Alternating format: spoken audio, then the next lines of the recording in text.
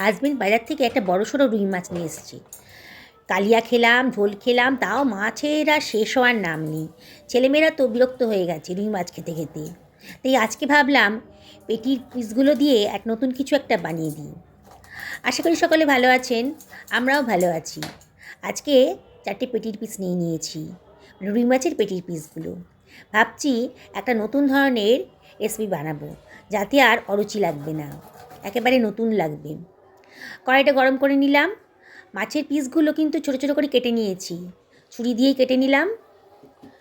তারপরে কড়াইটা বেশ গরম হয়ে গেছে তখন দিয়ে দিলাম সর্ষের তেল। আজকে রান্নাটা সর্ষের তেলেই করব। সর্ষের তেলটা গরম হয়ে গেছে, আর নুন হলুদ মাখানো মাছের ছোটো ছোটো টুকরোগুলো কড়াইতে দিয়ে দিলাম, মানে তেলে ভেজে নেবো আর কি।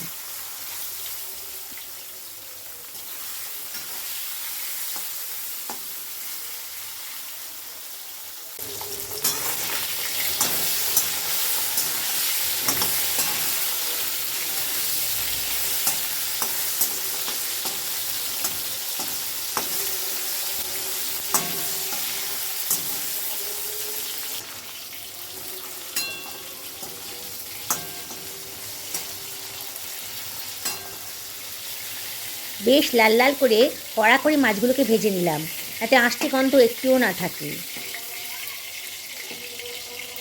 সমস্ত পিসগুলোই তুলে নিয়েছি। ছোটো একটা টুকরো কড়াইয়ের মধ্যে লেগেছিল, দেখতে পাইনি তখন।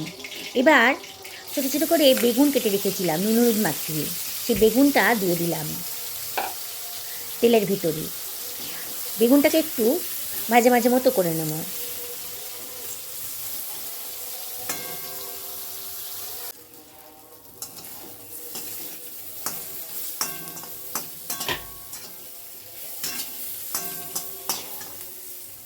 বেগুনটাও ভেজে তুলে রাখলাম।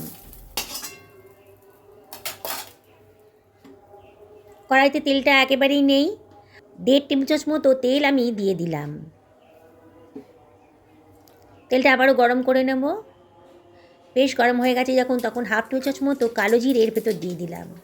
আর দিয়ে দিলাম 2টো কাঁচা লঙ্কা চিড়ে দিয়ে দিলাম। একটা পেঁয়াজ কুচি করে রেখেছিলাম, সেটাও দিয়ে দিলাম। দিয়ে একটু ভাজা ভাজা মতো করে নিচ্ছি।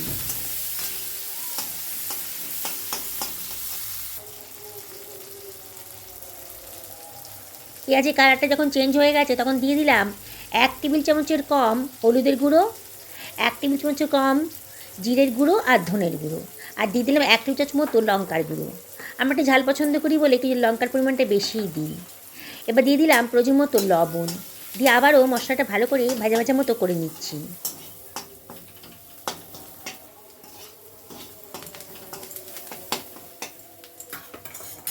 মশলাটা যখন বেশ ভাজা ভাজা হয়ে গেছে তখন একটা টমেটো কুচি এর ভেতর দিয়ে দিলাম। এবারে এর ভেতর দিয়ে দিচ্ছি কেটে রাখা পাতলা পাতলা করে কেটে রেখেছিলাম আলুগুলোকে। সেই আলুগুলোকে দিয়ে দিলাম। আমি আলুগুলোকে একটু গরম জলে ভাপিয়ে নিয়েছি, রান্নাটাও তাড়াতাড়ি হবে, আর আলুর ভেতর প্রচুর স্টার্চ থাকে, সেটাও বেরিয়ে যাবে। এবার দিয়ে দিলাম 1 টেবিল চামচ মতো আদা রসুনের পেস্ট, দিয়ে আবার সব কিছু ভালো করে মিশিয়ে নিচ্ছি। অনবরত কিন্তু নাড়তে হবে, নাহলে কিন্তু পোড়া লেগে যাবে। এবারে এর ভেতর দিয়ে দিচ্ছি কেটে ধুয়ে রাখা পেঁয়াজকলি। এই বড় বাটির 1 বাটি মতো হবে কাটা পেঁয়াজকলিগুলো। এবারে সব কিছু ভালো করে মিশিয়ে নিচ্ছি।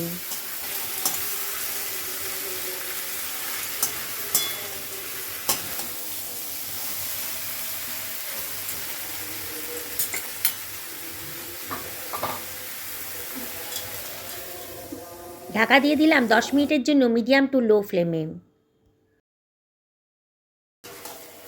10 মিনিট বাদে ঢাকা খুলে আবার সব কিছু ভালো করে একটু নাড়াচাড়া করে নিচ্ছি। 1/2 বাটি মতো জল দিয়ে দিলাম। আবারও সব কিছু ভালো করে মিশিয়ে নিচ্ছি।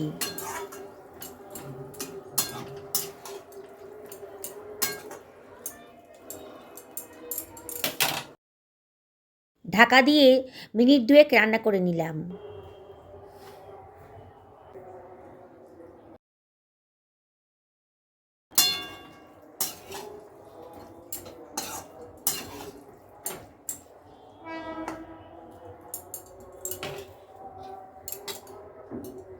2 মিনিট বাদে ভাজা বেগুনগুলো দিয়ে দিলাম, আর দিয়ে দিলাম ভেজে রাখা মাছগুলো।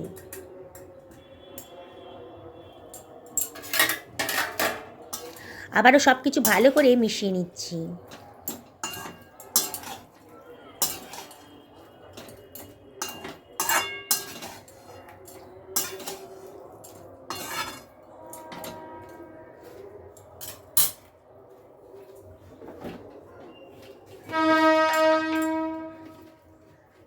এক টেবিল চামচ মতন গরম মশলার গুঁড়ো দিয়ে দিলাম,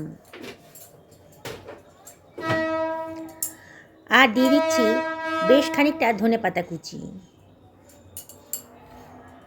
রান্নাটা একটু মাখো মাখো হবে। এর ঢাকা দিয়ে রাখলাম মিনিট 5 জন্য, একেবারে লো ফ্লেমে। 5 মিনিট বাদে রান্নাটা একেবারে কমপ্লিট হয়ে গেছে। দেখুন একেবারে মাখো মাখো সুন্দর হয়েছে, একেবারে নতুন ধরনের রেসিপি। আগে হয়তো এরকম ধরনের রেসিপি আপনারা কোনো দিন খানওনি, শোনেনও নি। একেবারে একঘেয়ে নয়। পেঁয়াজকলি দিয়ে এরকম যে মাছের রান্না করা যায়, না দেখলে বিশ্বাসই করতে পারবেন না। আজকে বাড়িতে কেউ নেই, আজকে আমি একাই আছি বাড়িতে, তাই আমি খাবার থালাটা সাজিয়ে নিচ্ছি নিজের জন্যে।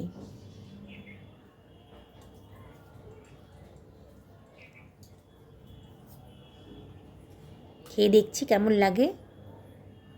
একেবারে নতুন ধরনের রেসিপি তো, সত্যি খুব ভালো হয়েছে। সকালে ভালো থাকুন এই কামনাই করি।